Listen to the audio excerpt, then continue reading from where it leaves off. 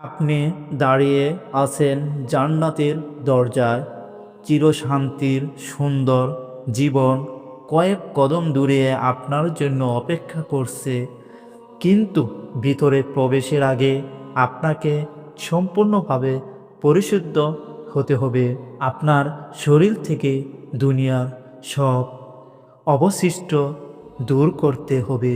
তখন আপনাকে বিশেষ এক নদীতে গোসল করানো হবে।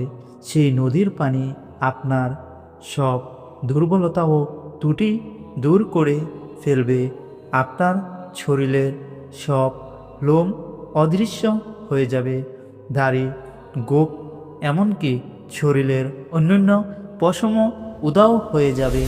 ফলে আপনি হবেন ৩৩ বছরের টকবগে সুদর্শন মানুষ। কিন্তু এখনও আপনি পুরোপুরি প্রস্তুত নন। আর কিছু ধাপ বাকি আছে। অতঃপর আপনার জন্য প্রস্তুত করা বিশেষ এক ঝর্ণা থেকে আপনি পানি পান করবেন। এতে আপনি হবেন সম্পূর্ণ পবিত্র, ভিতর থেকে এবং বাইরে থেকে পুরোপুরি জান্নাতের জন্য প্রস্তুত। তারপর আপনি দাঁড়াবেন সেই ফেরেশতার সামনে, যার দায়িত্ব হলো আপনার জন্য দরজা খুলে যাওয়া। তার নাম হলো রেদওয়ান। যাই হোক, জান্নাতের দরজার কথা বলতে গেলে জান্নাতের মোট ৮টি দরজা রয়েছে। প্রতিটি দরজা দিয়ে মানুষ জান্নাতে প্রবেশ করবেন। ভিন্ন ভিন্ন আমলের ভিত্তিতে আপনি কোন দরজাতে প্রবেশ করবেন তা নির্ভর করবে আপনার আমল ও ওই দুনিয়ায় তুমি কেমন জীবন কাটালে তার উপর। জান্নাতের প্রতিটি দরজার আলাদা নাম রয়েছে, তবে সবগুলোর উপরে একই বাক্য লেখা, লা ইলাহা ইল্লাল্লাহু মুহাম্মাদুর রাসূলুল্লাহ। যারা দুনিয়াতে নিয়মিত নামাজ আদায় করেছে তারা প্রবেশ করবে সালাত দরজা দিয়ে। আর দ্বিতীয় দরজা রায়্যান, যারা রোজা রেখেছে ওই দরজা তাদের জন্য। তৃতীয় দরজা হলো সাদাকা দরজা, যারা সব সময় অল্প হলেও দান করেছে ওই দরজা তাদের জন্য। চতুর্থ দরজা হলো জিহাদ দরজা, যারা আল্লাহর পথে সংগ্রাম করেছে তাদের জন্য ওই দরজা। পঞ্চম দরজা হলো হজ দরজা, যারা মক্কায় গিয়ে হজ আদায় করেছে তাদের জন্য।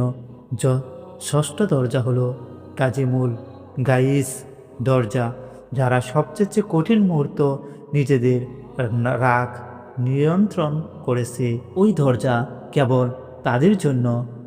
সপ্তম দরজা হলো আমান দরজা, যারা হিসাব নিকাশ ছাড়াই জান্নাতে প্রবেশ করবে ওই দরজা তাদের জন্য। আর অষ্টম দরজা হলো জিকির দরজা, যাদের হৃদয় সর্বদা আল্লাহকে স্মরণ করেছে ওই দরজা তাদের জন্য। যখন জান্নাতীরা দাঁড়িয়ে থাকবে তাদের নিজ নিজ দরজার সামনে, তখন জান্নাতের দরজা খুলতে শুরু করবে। তখন আপনি অনুভব করবেন এক মৃদু উষ্ণ বাতাস আপনার মুখে লাগছে। এমন বাতাস আপনি কখনোই অনুভব করেননি। তারপর সেই সুবাস এমন যে আপনার আত্মাকে ছুঁয়ে যায়, এত সুন্দর, এত অনন্য যে প্রায় আপনি মুছা যাবেন। দুনিয়ার সবচেয়ে নিকৃষ্ট সুগন্ধিও তার সাথে তুলনা করা যায় না। সব ব্যথা, অনুমোচন আর দুঃখ আপনার ভিতর থেকে মুছে ফেলা হবে। বাকি থাকবে কেবল সুন্দরতম অনুভূতি, যাতে আপনি জান্নাতের নিয়ামত পূর্ণভাবে উপভোগ করতে পারেন। অবশেষে আপনি প্রবেশ করলেন জান্নাতে। আহা, কি শান্তি! আপনার জন্য সেখানে আছে জীবন যা আর কখনো শেষ হবে না। আপনার জন্য আছে স্বাস্থ্য, ফলে আর কখনো অসুস্থ হবে না। আপনার জন্য আছে যৌবন, ফলে আর কখনো বুড়ো হবে না। আপনার জন্য আছে সুখ, ফলে আর কখনো দুঃখ পাবে না। আপনি জান্নাতে প্রবেশ করতেই ফেরেশতারা আপনাকে স্বাগত জানাবে আর বলবে, আল্লাহর পক্ষ থেকে তোমার উপর শান্তি বর্ষিত হোক, স্বাগতম, এখানে চিরকাল থাকো। প্রথমে আপনাকে দেওয়া হবে প্রসাদ, বাগান ও পুকুর সহ, তারপর আপনার হৃদয় যা চায় তাই আপনাকে দেওয়া হবে, একটিও ভাত যাবে না। হ্যাঁ বন্ধু, এটাই জান্নাত, এমন এক জায়গা যেখানে নেই কোনো দুঃখ, নেই কোনো ভয়, নেই কোনো বার্ধক্য, নেই ব্যথা। এমন এক জায়গা যেখানে রয়েছে সব সৌন্দর্য যা আপনি জানেন এবং জানেন না আপনি বসবাস করবেন, এমন ঘর যা তৈরি হয়েছে সোনা ও রূপার ইট দিয়ে, মরক্কা হিসাবে ব্যবহার হয়েছে মিশক, এবং কম্বল হলো মুক্তা ও রুবি, এবং মাটি হলো জাফরানের। আপনি ফিরে এসেছেন সেই জায়গায় যেখানে আপনার দৃষ্টি হয়েছিল প্রথমবার। অতঃপর ফেরেশতারা আপনার সাথে কথা বলবে, তারা জিজ্ঞাসা করবে, সবে তুমি জান্নাতে প্রবেশ করেছ, এখন বলো তুমি কি চাও। উত্তর আপনি বলবেন, আমি ইতিমধ্যেই আমার রবের অসংখ্য নিয়ামত ও উপহার দেখেছি, আমাকে আরেকটু সামনে যেতে দাও এবং আরও উপভোগ করতে দাও। তখন ফেরেশতারা উত্তর দিবে, এগুলো তো কেবল সূচনা, তুমি এখনও কিছুই দেখনি, এর চেয়েও মহান নিয়ামত তোমার জন্য অপেক্ষা করছে। অতঃপর আপনি এগিয়ে চলেন, আপনার সামনে উদিত হলো এক প্রাসাদ যা পুরোপুরি খাঁটি সোনার তৈরি, এর বারান্দাগুলো মুক্তার মতো ঝলমল করছে। আপনি যতই কাছে যান কিছুই দাসী উপস্থিত হয়, তাদের রূপ যেন ছড়িয়ে থাকা মুক্তার মতো। তারা হাতে ধরে আছে রূপার থালা ও সোনার পাত্র, তারা সালামের মাধ্যমে আপনাকে অভ্যর্থনা জানায়, আপনিও সালামের জবাব দিলেন, আপনি সিদ্ধান্ত নিলেন এখানে থেকেই যেতে। কিন্তু ফেরেশতারা বলল, এর চেয়ে মহান নিয়ামত সামনে আছে, চলতে থাকো। ফলে অবাক হয়ে আপনি আবার হাঁটতে লাগলেন। এবার আপনি দেখলেন আরেকটি প্রাসাদ যা লালচে রবি দিয়ে ভরা, এত পরিষ্কার উজ্জ্বল যে বাহির থেকে ভিতরের অংশ দেখা যায়। তারপর আপনি তার ভিতরে প্রবেশ করলেন। ভিতরে আছে 70,000 কক্ষ, অপূর্ব সৌন্দর্য ভরা, জাতি আপনার আত্মা ও দেহে আনন্দে আপ্লুত হয়ে উঠল। প্রতিটি কক্ষে সাজানো আছে খাবারের থালা, ফল, মাংস, পানীয়, সবাই আপনার রবের পক্ষ থেকে সাধারণভাবে প্রস্তুত। তখন আপনি একটি ফলে কামড় দিয়ে তা আপনাকে মনে করিয়ে দেয় আপনার জীবনের প্রিয় সব স্বাদ। তবু স্বাদটি একেবারেই নতুন, এর আগে কখনো অনুভব করেনি। আপনি এক চুমুক পানীয় পান করলেন, ফলে আপনার হৃদয় ভরে উঠে অবর্ণনীয় সুখে। হঠাৎ একটি দরজা খুলে গেল, ভিতরে প্রবেশ করল আপনার প্রিয়জনেরা, আপনার মা, বাবা, প্রিয়তমা স্ত্রী আর সন্তানেরা। আহা, আর কি চাই আনন্দে! আপনার নিঃশ্বাস হাঁটুকে যাওয়ার মতো অবস্থা।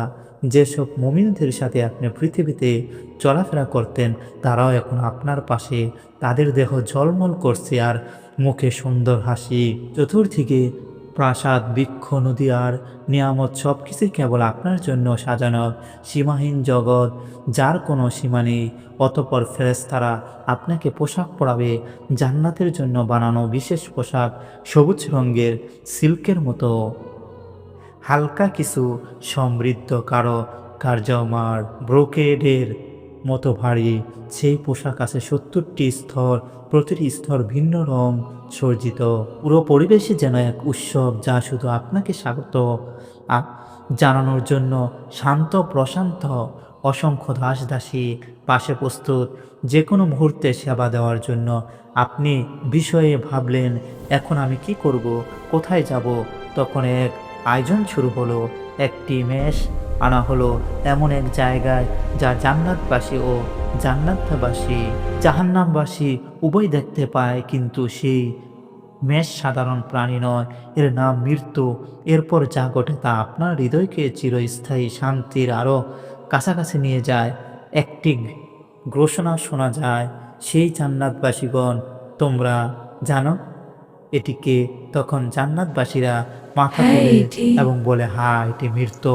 অতঃপর আবার ঘোষণা হয়, হে জাহান্নামবাসীগণ, তোমরা জানো কি এটি কে? তখন জাহান্নামবাসীরা মাথা তুলে বলে, হ্যাঁ, এটি মৃত্যু। এরপর একজন ফেরেশতা সেই মিশকে কুরবানি করলো, ফলে মৃত্যুর মৃত্যু হলো। ঘোষণা দেওয়া হলো, হে জান্নাতবাসীগণ, তোমরা এখনো চিরকাল বাঁচবে, তোমাদের আর মৃত্যু নেই।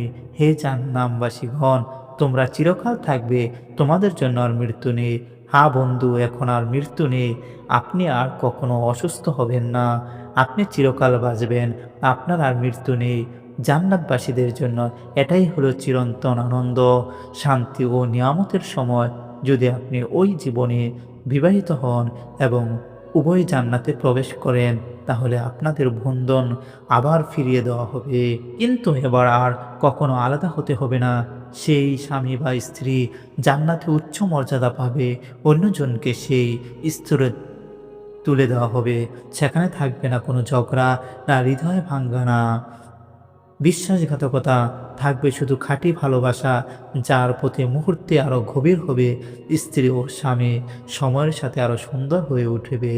একজন বাইরে থেকে ফিরে এলে অন্যজন তাকে দেখবে আগের চেয়ে সুন্দর রূপ, এবং উভয় একই কথা বলবে, তুমি আগের চেয়ে আরও সুন্দর লাগছে, নারীরা এতটাই সুন্দর হবে যে তারা দুনিয়ার সবচেয়ে অপূর্ব নারীদের হারিয়ে যাবে তাদের স্বামীদের জন্য। কিন্তু যদি আপনি বিবাহিত না হন বা স্বামীর সাথে কখনো শান্তি না পান, তাহলে আল্লাহ আপনাকে দিবেন তার থেকে উত্তম সঙ্গী, যিনি শুধু আপনার জন্য সৃষ্টি এতটাই সুন্দর যা আপনি কখনোই কল্পনা করেননি।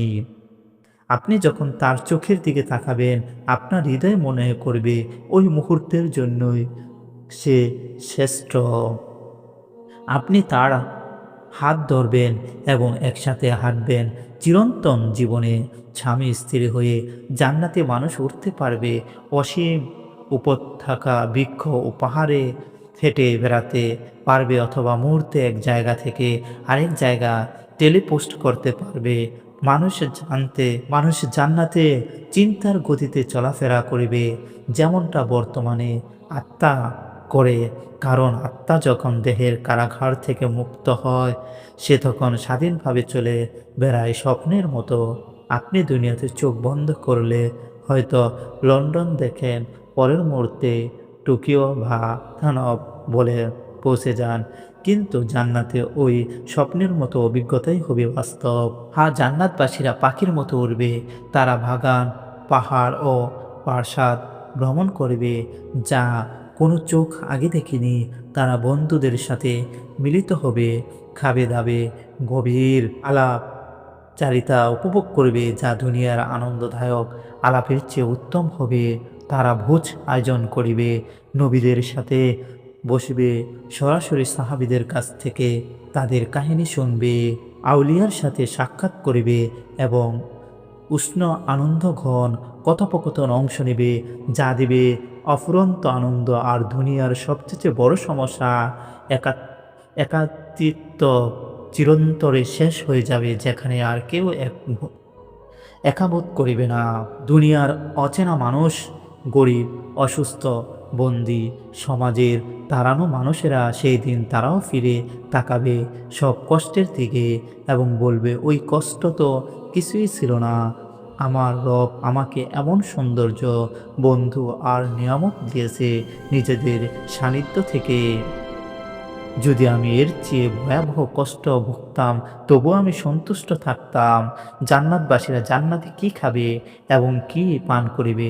যখন মানুষেরা প্রথম জান্নাতে প্রবেশ করিবে, তখন তাদের প্রথম খাবার হবে এক তিমির কলিজা।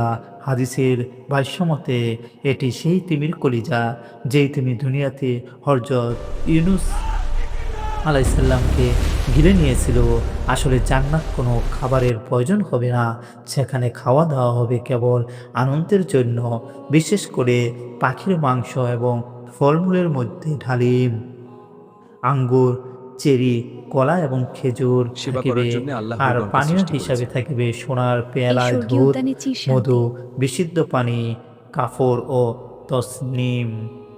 জান্নাতবাসীরা এই নিয়ামতগুলো চিরকাল ভোগ করিবে, কিন্তু কখনো ক্ষুধা বা তৃষ্ণা অনুভব করিবে না। জান্নাতের মূলত ৭টি স্তর রয়েছে। ইবনে আব্বাস রাদিয়াল্লাহু আনহু থেকে বর্ণিত একটি রেওয়ায়েতে আমরা এটাই জানতে পারি। প্রথম স্তর জান্নাতুল ফেরদাউস, এটি জান্নাতের সর্বোচ্চ স্তর। এটি জান্নাতের কেন্দ্রস্থলে অবস্থিত এবং সবচেয়ে মূল্যবান অংশ। এটি সরাসরি আল্লাহ আরশের নিচে। হাদিসের ভাষ্যমতে জান্নাতুল ফেরদাউস ৪টি বিভাগ রয়েছে। ২টি বিভাগ সবকিছু সোনার তৈরি, আর ২টি বিভাগ সবকিছু রূপার তৈরি। কে কে ওই ফেরদাউসে প্রবেশ করিবে? যারা নামাজে বিনয়ে প্রদর্শন করে, যারা নিরর্থ ও অযথা কাজ থেকে বিরত থাকে, যারা জাকাত দেয়, যারা নিজেদের পবিত্রতা রক্ষা করে, যারা আমানত ও ওয়াদা পূর্ণ করে, যারা নিয়মিত নামাজ আদায় করে অবহেলা ছাড়া, তারাই পাবে ওই জান্নাতুল ফেরদাউস। আর দ্বিতীয়ত স্তর হলো জান্নাত আদান। এটি নবী রাসূল, সত্যবাদী, শহীদ ও সৎ মুমিনদের জন্য। এখানে থাকিবে কল্পনার অতীত সৌন্দর্য, এর ভিতরে সোনার নদী প্রবাহিত হবে। ফেরেশতারা মুমিনদের অভিনন্দন জানাবে এবং ধৈর্যের জন্য জান্নাতে সুসংবাদ দিবে। তৃতীয় স্তর হলো জান্নাতুল নাঈম। এটি নিয়ামত ও শান্তিতে পূর্ণ এক জান্নাত, যা মুমিন চাইবে সবকিছু সেখানে থাকিবে। তারা আল্লাহর অনুগ্রহে চিরস্থায়ী আনন্দ বসবাস করিবে। আর চতুর্থ স্তর হলো দারুল খুলুদ, বিশ্বাসীদের জন্য চিরন্তন সুখের আবাস। এখানে কোনো ভয় বা দুঃখ থাকিবে না, অসংখ্য নিয়ামত পরিপূর্ণ হবে। এর অধিবাসীরা পঞ্চম স্তর হলো জান্নাতুল মাওয়া, বিশেষভাবে শহীদদের জন্য প্রস্তুতকৃত জান্নাত। এটি তারা সেখানে আল্লাহর অফুরন্ত নিয়ামত উপভোগ করিবে এবং চিরন্তন সুখ থাকিবে। আর ষষ্ঠ স্তর হলো দারুস সালাম, বিশ্বাসীদের জন্য চিরন্তন শান্তি, নিরাপত্তা জান্নাত। যেখানে থাকিবে না কোনো ভয়, দুঃখ কিংবা কোনো মন্দ কিছু। সপ্তম স্তর হলো ইল্লিউন, উচ্চ ও মহান স্থান, যেখানে আল্লাহর নিকটবর্তী ফেরেশতারা এবং সৎ মুমিনরা অবস্থান করিবে। তাদের মুখমণ্ডল থেকে নির্গত আলো সমস্ত জান্নাতকে আলোকিত করে তুলবে। এমনকি জান্নাতের সেই স্তরও আলোকিত হবে, যা সবচেয়ে দুর্বল মুসলিমকে দেওয়া হবে। তা হবে 10টি বিশ্বের সমান বিশাল। আর যখন জান্নাতীরা জান্নাতের উচিত স্তরে থাকা প্রাসাদগুলোর দিকে তাকাবে, তাদের দূরত্ব এতটাই বিশাল হবে যে তারা সেগুলোকে তারার মতো দেখবে, যেমন আমরা ওই দুনিয়ার আকাশ দূর থেকে তারাগুলো দেখি। তারা ধীরে ধীরে অভ্যস্ত হয়ে যাবে জান্নাতের জীবনের সাথে। চারপাশে থাকিবে অমর যুবক, খিদমত গায়রা, যারা সবসময় তাদের সেবায় প্রস্তুত, তাদের আনন্দ দেওয়ার জন্য এবং সেবা করার জন্য। আল্লাহ হুরগণকে সৃষ্টি করেছেন। তারা এতটাই পবিত্র যে কোনো মানুষ বা জিন তাদের স্পর্শ করেনি আগে। তারা এতটাই বিশেষ যে যদি তাদের মধ্যে একজন এই দুনিয়ার কোনো সাগরে থুতু ফেলত, তাহলে দুনিয়ার সব সমুদ্র ও সাগর তাৎক্ষণিকভাবে নোনতা থেকে মিষ্টি পানিতে পরিণত হতো। জান্নাতে কেউ কখনো কোনো কিছুতে অসন্তুষ্ট হবে না এবং সেখানে হিংসা থাকিবে না। জান্নাতের প্রাকৃতিক সৌন্দর্য দুনিয়ার যে কোনো কিছুর চেয়ে বহুগুণ শ্রেষ্ঠ। সেখানে অসংখ্য গাছ থাকিবে, কিন্তু একটি গাছ বিশেষভাবে আলাদা, তা হলো তুবা ঘাস। এর আকার বর্ণনান্বিত। যদি একজন অসারিত দ্রুত গতিতে দৌড়াতো, তবু এর কাণ্ড অতিক্রম করতে 100 বছর লেগে যেত। তুবা গাছ এতটাই বিশাল যে এর শাখা প্রশাখা জান্নাতের সব স্তরে পৌঁছায়, প্রতিটি ঘর পর্যন্ত ছড়িয়ে পড়ে, যাতে সবাই এর অনন্ত নেয়ামত ভোগ করিতে পারে। জান্নাতের আরেকটি বিস্ময়ঙ্কর বিষয় হলো কাউসার নদী। এটি আমাদের প্রিয় নবীকে বিশেষ উপহার হিসেবে দেওয়া হয়েছে। এর পানি দুধের চেয়ে সাদা, মধুর চেয়ে মিষ্টি। এটি প্রবাহিত হয় আল্লাহর আরশের নিচ থেকে সিদরাতুল মুনতাহা হয়ে, তারপর জান্নাতুল ফেরদাউসের ভিতর দিয়ে অবশেষে জান্নাতের প্রতিটি স্তর তরে পৌঁছে যায়। এই নদীর ঘ্রাণ ও স্বাদ আমাদের আজকের কল্পনাও অতীত। কাউসার নদী ছাড়াও জান্নাতে থাকিবে বিশুদ্ধ পানির নদী, যা কখনো নষ্ট হবে না। দুধের নদী, যার স্বাদ কখনো পরিবর্তিত হবে না। মদের নদী যা পানকারীদের আনন্দ দিবে কিন্তু কোনো নেশা সৃষ্টি করিবে না। এবং খাঁটি মধুর নদী জান্নাতে এক কমল বাতাস বহিবে যখনই আমরা চাইবে, যখন তা গাছের পাতার ভিতর দিয়ে বয়ে যাবে। সেই শব্দ হবে এত সুন্দর যে ওই দুনিয়ার কোনো কিছুর সাথে তুলনা করা যাবে না। আরেক বিশেষ আনন্দ হবে সাপ্তাহিক বাজারে যাওয়ার। সেখানে উত্তর দিক থেকে বাতাসে বহিবে আমাদের মুখমণ্ডল ও পোশাকে। এতে আমাদের সৌন্দর্য ও রূপ আরও বেড়ে যাবে এবং প্রতিবারই আমরা হব আগের চেয়ে অনেক বেশি সুন্দর ও আকর্ষণীয়। জান্নাতের সবচেয়ে সুন্দর দিকগুলো একটি হলো আমরা দুনিয়ার জীবনকে স্মরণ করিব এবং আমাদের প্রিয়জনদের সাথে সময় কাটাবো যারা জান্নাতের উপযুক্ত হয়ে আমরা একসাথে বসবাস আলাপ করব একে অপরের জন্য। যে দুনিয়ার অভাব বোধ ছিল তা মিটিয়ে নিবি, কিন্তু অতএব বিস্ময়ের পরও এগুলো জান্নাতের কেবল অল্প অংশ। আসলে কত চমৎকার শোনায় আর হৃদয় কত সুন্দর অনুভব হয়। তবে এখন আমি সেই সর্বোত্তম বিষয়টিতে যা জান্নাতকে সত্যি জান্নাত বানায়। এ পর্যন্ত যা বলা হলো, না প্রাসাদ, না নদী, না অফুরন্ত নিয়ামত, কোনটি এর সাথে তুলনীয় নয়। সবচেয়ে বড় উপহার হলো আল্লাহর মুখমণ্ডল দর্শন। জান্নাতে সেই দিন যা দুনিয়ার শুক্র ভরে সমতুল্য। আল্লাহ জান্নাতবাসীদের নিজের উপস্থিতিতে স্বাগত জানাবে। প্রিয় বন্ধু, জান্নাত সহজ কোনো পুরস্কার নয়, এটি প্রতিশ্রুতি কেবল তাদের জন্য যারা আল্লাহর দিকে ফিরে আসে, হারাম থেকে বেঁচে থাকে, ইবাদত অটল থাকে এবং সুন্দর চরিত্র নিয়ে জীবনযাপন করে। তাই আসুন আমরা মুমিনরাই শক্তিশালী হই এবং আমরা একে অন্যের জন্য দোয়া করি। আসুন আমরা সবাই নিজেদের জন্য এবং